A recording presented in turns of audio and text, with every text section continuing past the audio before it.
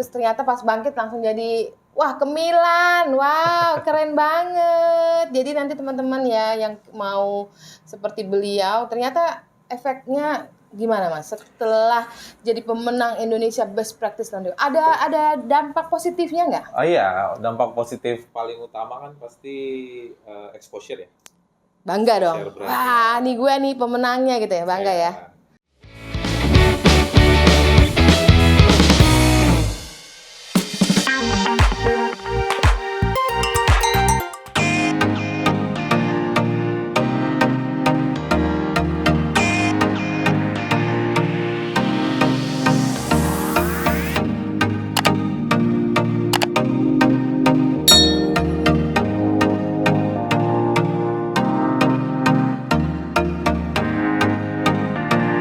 Laundrypreneur Indonesia, saya saat ini berada di Makassar, jadi beberapa tempat kami kunjungin, dan saya pasti nggak lupa dong dengan KNC Laundry.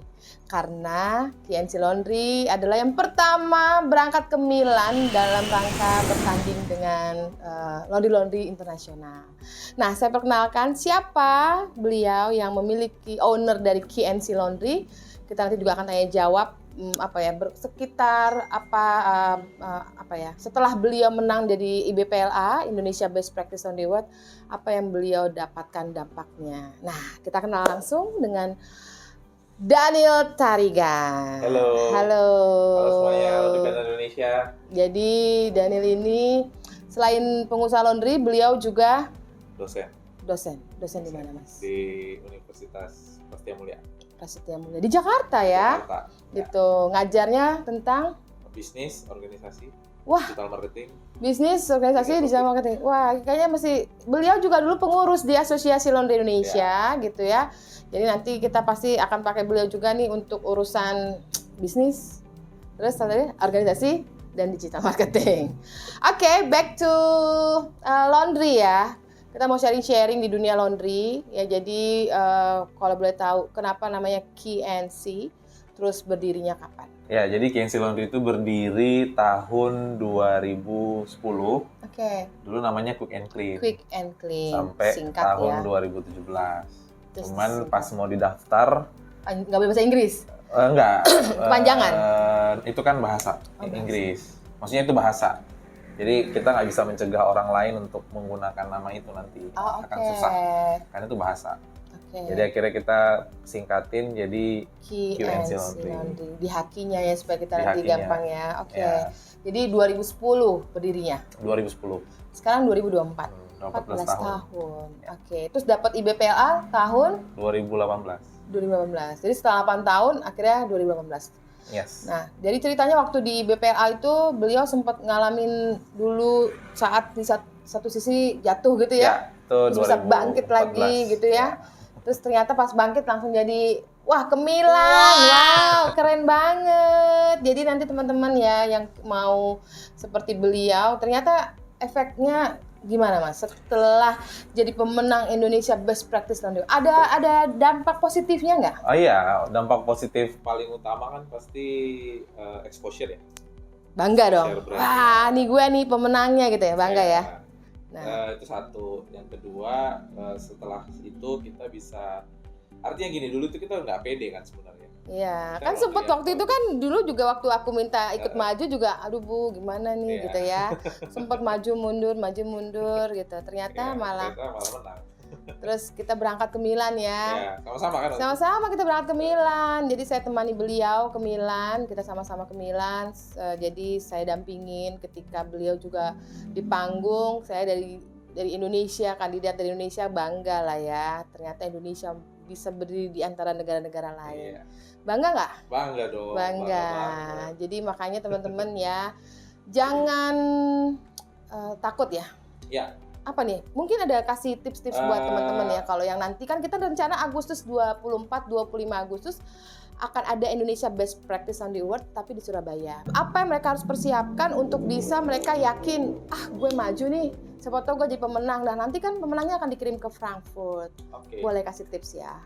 Sebenarnya sih kalau kita udah bikin yang terbaik, kan kita nggak bisa bandingin punya kita dengan orang lain ya. Karena kan dapurnya beda. Kita nggak tahu dapur orang seperti apa. Jadi kita fokus aja perbaiki dapur kita, improve dapur kita. Nanti kalau ada kesempatan seperti ini, ikut aja. Karena kalau menang, ya syukur gitu kan. Berarti kita selama ini udah cukup baik, jalan kita jalani udah benar. Kalaupun nggak menang, minimal kita belajar.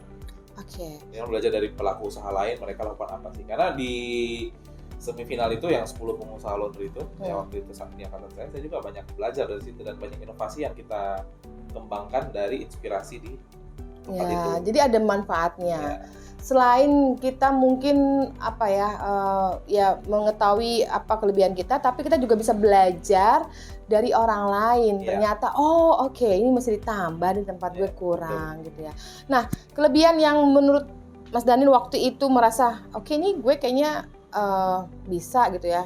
Kayaknya di sisi ini nih gue mungkin bisa share ya. Karena kita ada sustainability, ada inovasi gitu ya. Nah, nomor satu sih kita waktu itu lebih menang di sistem ya. Iya. Di sistem. Memang waktu itu kita investasi cukup banyak di sistem. Waktu itu kan belum ada aplikasi-aplikasi atau belum terlalu. Ya, sekarang aplikasi udah banyak banget kan. Jadi kita bikin sendiri aplikasi kita waktu itu dan sampai hari ini kita masih pakai. Dan itu jadi kekuatan kita sebenarnya di bagian sistem itu. Nah, cuman mungkin ada satu juga nih variabel yang menurut saya sangat penting di EBPLA, yaitu kemampuan presentasi. Gitu. Karena kemampuan presentasi itu juga akan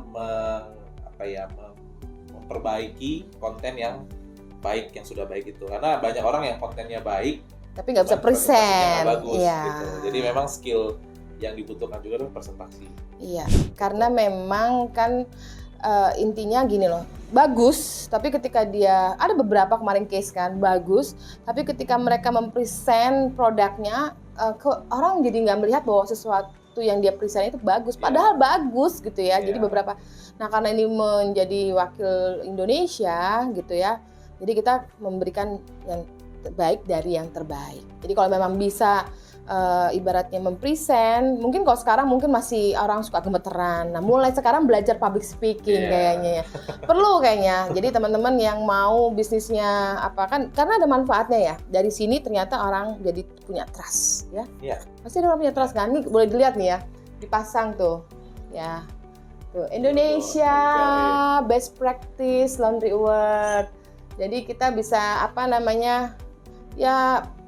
bangga lah ya. Jadi orang jual franchise juga jadinya. Akhirnya punya sebuah nilai lebih di antara laundry lain.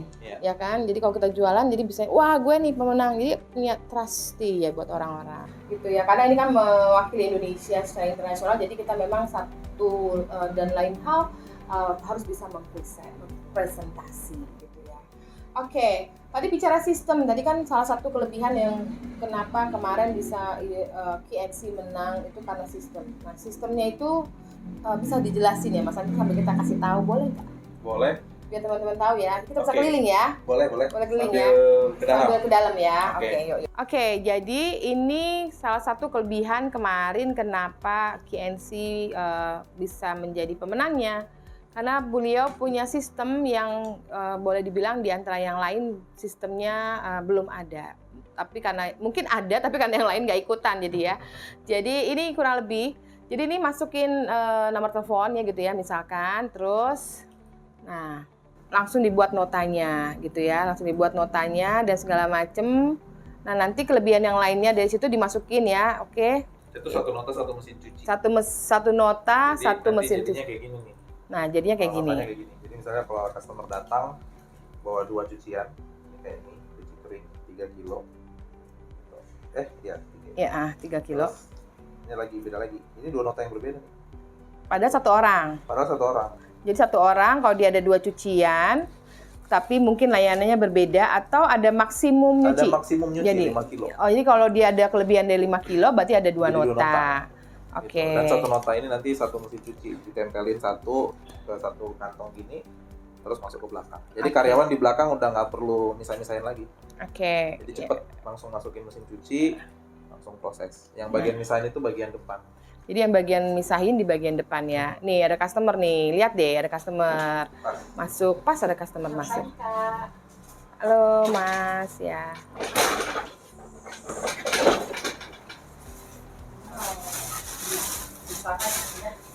Maksudnya? Dipisahin bapaknya, dicuci pakai kantor. Sekali aja. Semua. Kalau dia nggak lebih dari 5 ton, kita bisa gabungkan. Tapi kalau lebih dari 5 ton,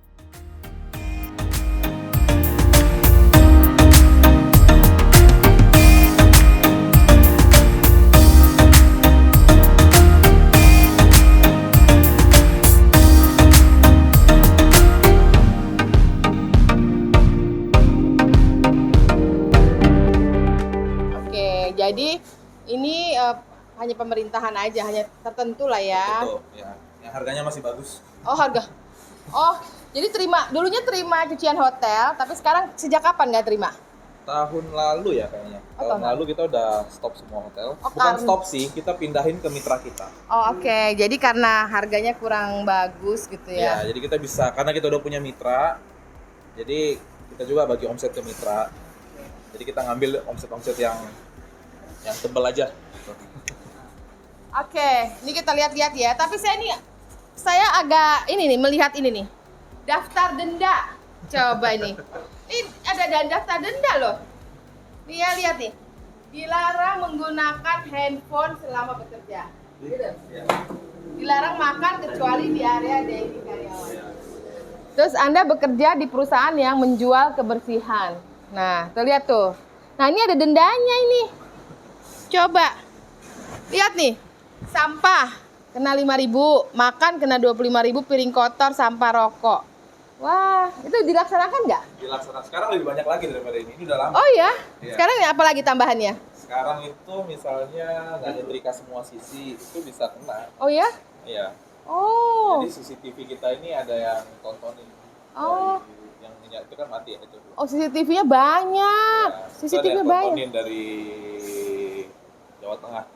Oh, ada audit itu. Auditor yang saya cerita di. Oh, oke. kemarin, Jadi jadi CCTV ini yang nonton orang-orang auditornya itu. Iya, nanti mereka akan lihat. Jadi nggak semua, auditnya acak aja. Oh, Misalnya hari ini jam ini dia mau lihat. Iya, random. Dia lihat yang bagian yang setrikanya ini udah bener nggak, nyetrikanya semua sisi disetrika nggak.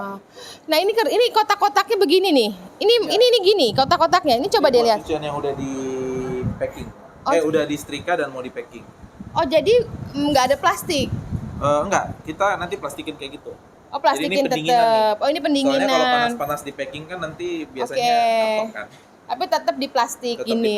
Gitu. Jadi tetap plastiknya gini ya. Iya. Nih.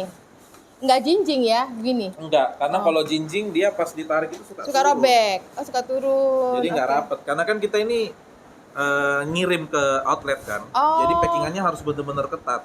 Oh, jadi ini untuk outlet ternyata.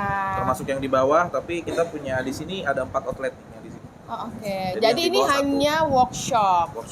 Jadi ini hanya workshop aja, terus ada beberapa outlet sekarang KNC. Sekarang di Makassar ada 12, tapi yang dikerjakan di sini cuma 4. Oke. 8-nya itu punya orang lain, punya mitra yang dikerjakan di sana. Sistemnya mitranya itu gimana dia? Sistem drop point berarti? Oh enggak, ada yang punya mesin juga, ada yang cuma punya outlet saja. Kalau yang punya outlet itu nanti dia bagi hasil sama tempat dia mencuci. Gitu. Oh gitu ya. Tadinya itu outlet itu nyucinya di. Itu jadinya gimana? Tadinya outlet itu nyuci di sini. Oke. Cuman karena memang kita mau ngurangin beban kerja di sini, jadi sebagian kita pindahin sekarang ke mitra-mitra kita. Oke. Jadi kerjasama dengan mitra-mitra juga. Jadi kalau orang-orang yang punya drop point, kalau kita misalkan di sini overload dikasih ke mitra-mitra juga. Iya.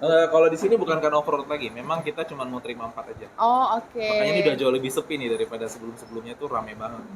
Jadi KNC sendiri ada di Makassar aja atau ada di kota-kota lain? Kita sekarang ada di 11 provinsi. Wow. Wah ya, keren banget loh 11 provinsi. Kotanya kalau nggak salah sekitar 15 atau 16 kota. Oh, hebat ya. Jadi gara-gara IBPLA nih kayaknya nih. Salah satu. Salah satunya. Nah itu, segera gabung nanti ada kompetisi ya. Jadi bisa mendapatkan efeknya ketika menjadi sebagai pemenang ya. Jadi beliau ini punya KNC ada di 11 provinsi. Keren banget. Semua kalau di total berapa banyak outletnya? Kalau offline kita ada 40. Tapi kita juga ada yang online. Oh, ada yang online juga ya. Itu online tuh gimana ya? Kalau online itu kerjasama dengan laundrynya orang. Oh, jadi mereka sistemnya gimana itu? Jadi kita terima order, Terus? nanti laundry-nya orang yang proses. Oh. Tapi orang itu proses dengan standar kita. Oke. Jadi dia ikut training dari kita. Oh, jadi mereka kalau mau menjadi mitranya harus di training sesuai dengan standarnya. Ya. Nah, sistemnya itu bagaimana kalau misalkan ada orang yang mau gabung ya misalkan? Kita baru buka di Jakarta, Bali. Oh, Jakarta Bali doang sistem ini. Sistem ini. Makassar ada tapi cuma 2-3 ini aja. Karena kita udah banyak outlet sini kan takutnya nanti malah ngurangin omset outlet kita sendiri kan. Jadi yang kita baru buka banyak itu Jakarta, Bali. Oh, Jakarta sini berapa banyak? Jakarta terakhir angkanya di 80. Jakarta Bali 2 ini angkanya 80. Wah, keren banget ya. Oke. Gitu. Tapi sistem kerjanya kita punya price list. Oke. Dan mitra harus ikut price list itu. Oh, jadi price listnya KNC. Iya. Ya. Cuman kan mitra nggak perlu anter, nggak perlu jemput.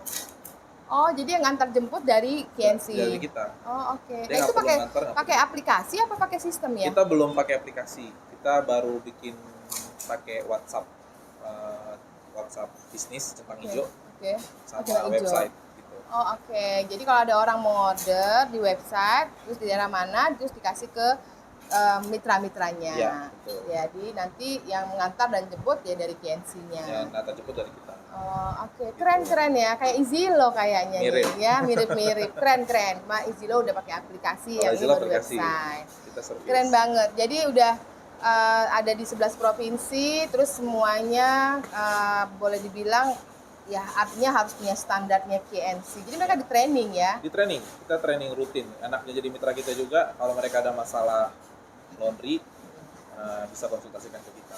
Karena kan ilmu yang kita kasih bisa juga dia pakai buat customer regulernya dia. Gitu. Oke, boleh kita lihat ya sini-sini. Ini area setrika, Area setrika. sana area packing. Oke, oh itu area packing. Ini area setrika. Nah, ini mesinnya di sini. Nah, Itu sebelum dicuci direkam kamera dulu nih. kayak oh gini. sebelum dicuci direkam kamera. Ya. Nah ini nih kenapa dulu salah satunya menjadi pemenang karena dia ada rekamannya ya. Iya. Jadi kalau ada orang komplain Kita bisa buka rekamannya. bisa buka rekamannya. Kalau emang hilang kita ganti. Kalau hilang diganti. Iya. Oh. Gitu. Oke.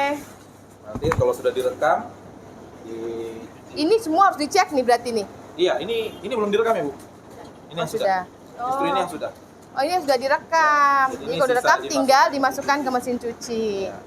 Nah ini mesin cucinya ini seperti ini nih ya. Itu ada 2 area di sini sama di sana. Di sana buat satuan. Oh di sana buat satuan. Oke. Di satuan areanya beda lagi. Oh itu sebelah sana area apa? Itu buat satuan. Oke yuk.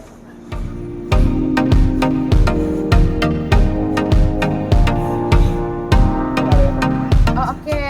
Jadi satuan sama kiloan. kita- Oh terima hotel bisa. juga ya. Ya, yang hotel tadi masuk ke satuan. Oh. Gitu. Nah, ini Satuan. khusus area satuannya.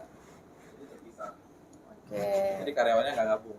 Jadi karyawan satuan. Nah itu kalau nyuci satuan juga di sana, cuci lawan di sana. Iya. Jadi nggak digabung ya. Jadi satuan dipisah dulu kan cuciannya di sini. Oh berdasarkan yang karena warna gitu kan sebelum dark, masuk mesin light, cuci. color. Ya. Jadi ini nih.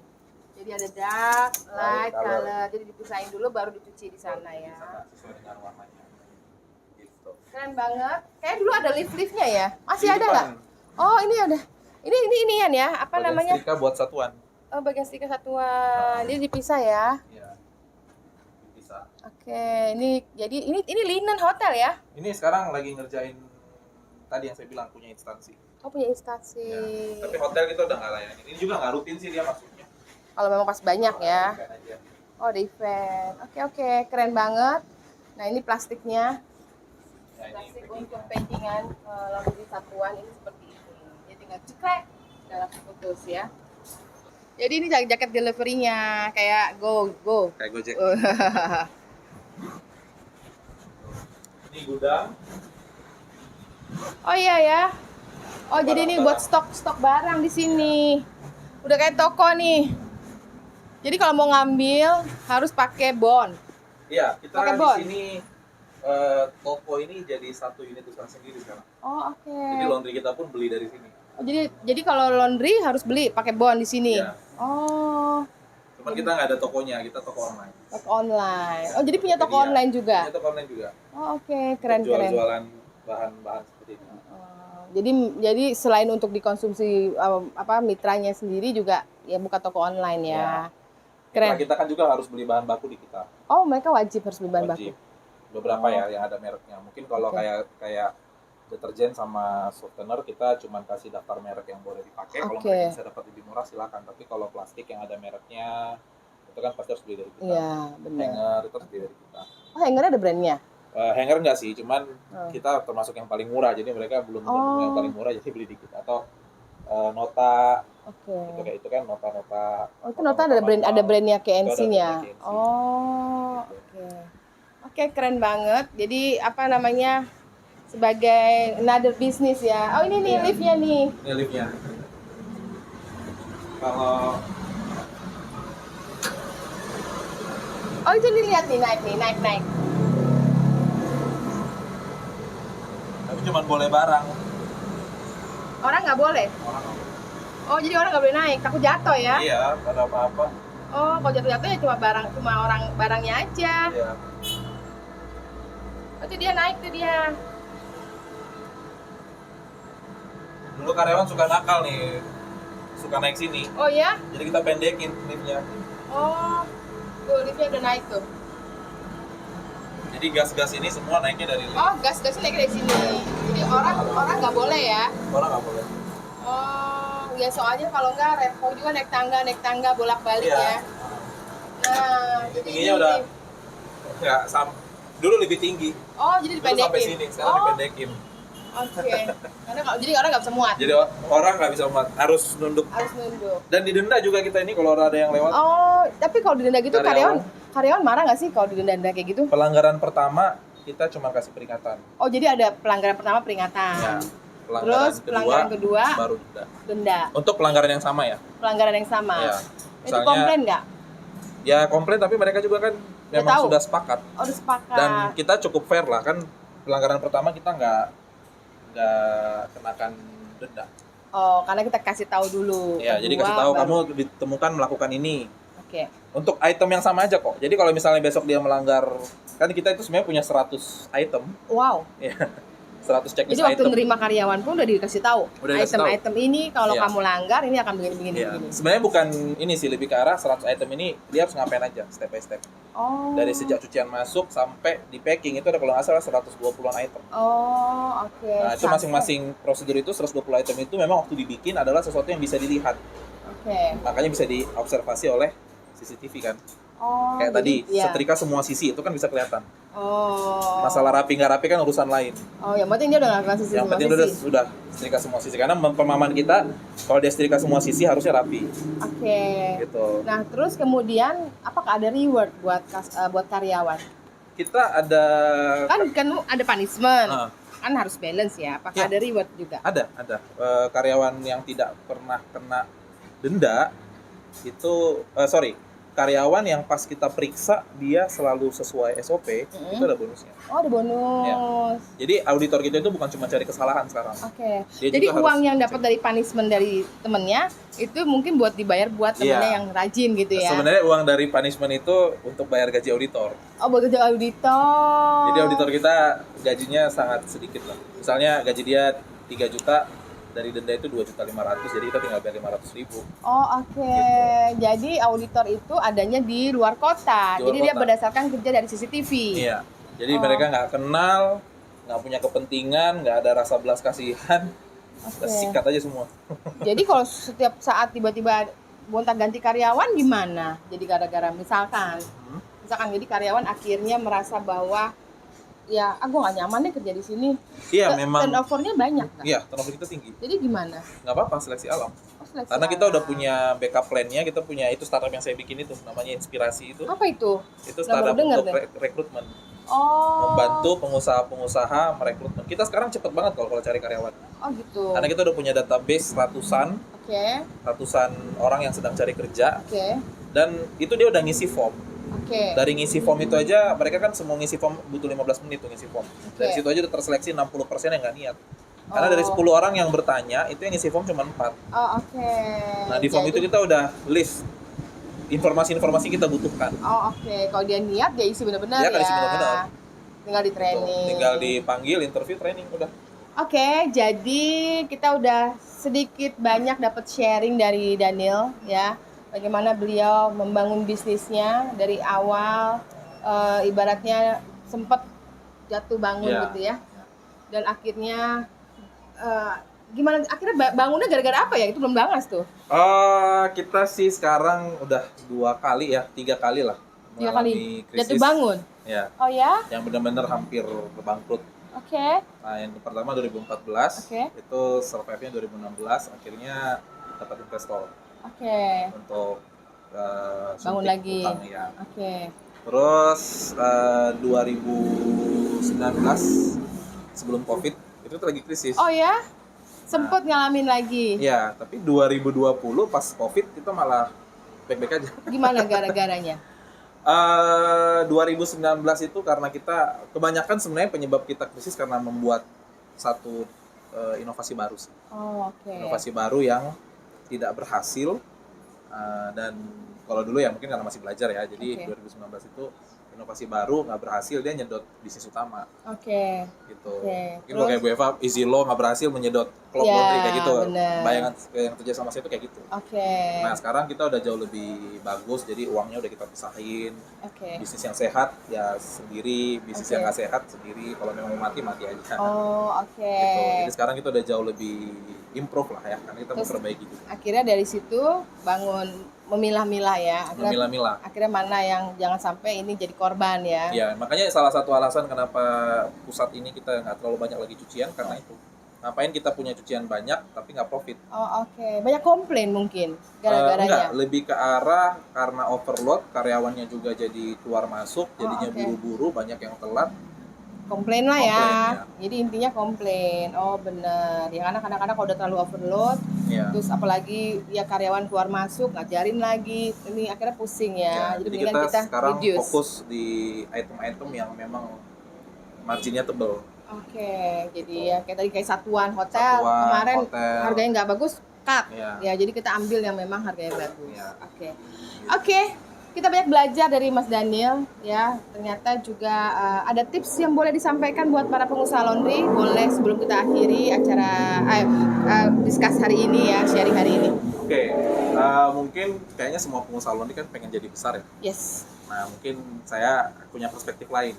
Apa? Jadi besar itu nggak berarti cabangnya harus banyak. Oke. Kita sebagai pengusaha kan ujung-ujungnya mau profit. Profit, ya. Jadi nggak usah punya 20-100 cabang tapi nggak ada profit, mending punya sedikit tapi profitnya jelas. Besar. Gitu. Sekarang kita lagi menuju sana. Cabang-cabang yang nggak profit kita pangkas. Dan kita hanya mengelola sedikit cabang aja. Cabang yang lain kita serahkan kita jual ke mitra. Mitra juga kita ajarin seperti itu. Nggak usah perang harga. Nggak apa-apa harga kita mahal tapi kualitas kita bagusin. Mending kita ngerjain 100 kilo tapi profitnya 10 juta misalnya gitu kan, ketimbang 1000 kilo 1000 kilo tapi profitnya cuma 5 juta. Iya. Oke. Gitu. Nah, ini tips dari Daniel ya. Jadi lebih orientasinya ke profit. Tapi ada orang berpikir banyak kalau kita semakin buka cabang, kalau misalkan sekarang 5 juta, kalau ada 100 cabang berarti iya, banyak berpikir begitu. Tapi ternyata enggak ya. Karena kan kita itu saya alamin tuh. Itu buat teman-teman jangan berpikir bahwa kalau punya 10 cabang profitnya 10 kali. Ternyata dari yang ini bagus, yang sini belum tentu. Ya kan? Dan masalah kualitas tadi. Karena kualitas turun, customer juga jadi pada lari. Customer mulai membandingkan kita dengan kompetitor, merasa bahwa di sana lebih murah, mending saya ke sana. Ngapain?